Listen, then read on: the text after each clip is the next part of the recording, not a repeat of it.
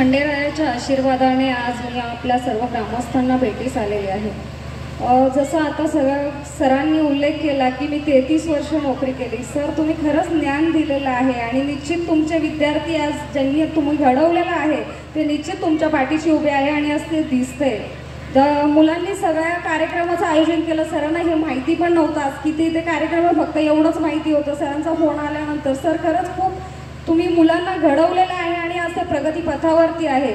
आणि मी पण तोच निश्चय केलेला आहे की येणाऱ्या काळामध्ये तरुण पिढीला माझ्या महिला भगिनी असतील, महिला भगिनींना रोजगार उपलब्ध करून देण्याचं काम मी घेणार आहे। माझ्या तरुण बंधूंना प्रत्येकाला व्यावसायिक बनवण्याचं, कारण की मला 2009 मध्ये मी पाचारणे कुटुंबामध्ये लग्न करून आले आणि माझ्या पाठीशी त्यांनी साथ दिली।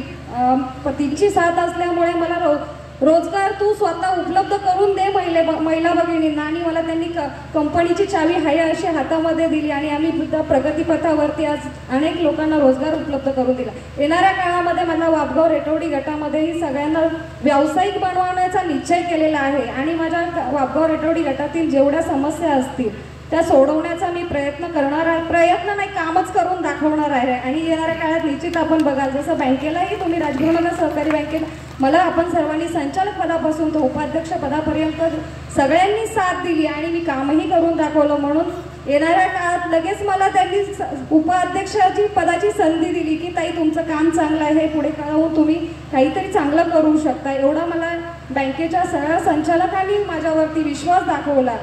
आणि खरं सांगू इच्छित आहे की माझी बहीण ह्या निमगावमध्ये राहते आणि मला अत्यंत आनंद होतो की माझी बहीण इथे राहते, म्हणजे हा माझा परिवार आहे आणि हे नात्याने गुंफलेलं हे निमगाव।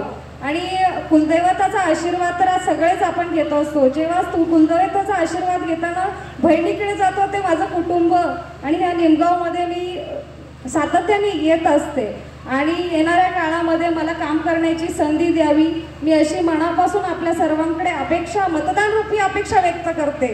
आणि सरांना ह्या चालू असलेल्या कार्यक्रमाच्या शुभेच्छा देते। माझ्या महिला खेळ हा हार जीत होत असते, पण सहभागी होणं हे खूप महत्त्वाचं असतं आणि त्याच्यातून आपण तो आनंद घेत असतो आणि हा माझ्या महिला भगिनींच्या चेहऱ्यावरचा दिसणारा आनंद, आणि हाच आनंद मलाही द्या। येणाऱ्या काळामध्ये मला खरंच खूप चांगलं काम करायचं आहे। संकल्प केला होता की घराघरात दिवाळी व्हावी, महिलांना साडी पोचवण्यापेक्षा मी म्हटलं दिवाळी पोचवूया, की हा बाजाराच्या स्वरूपामध्ये माझ्या थोडाफार हातभार लागेल। सगळ्यांनाच गरज असते असं नाही, पण एखाद्या कुटुंबामध्ये खरंच दिवाळी होत नाही, तर सातत्य ठेवलं की सगळ्या कुटुंबापर्यंत पोचला पाहिजे सीधा।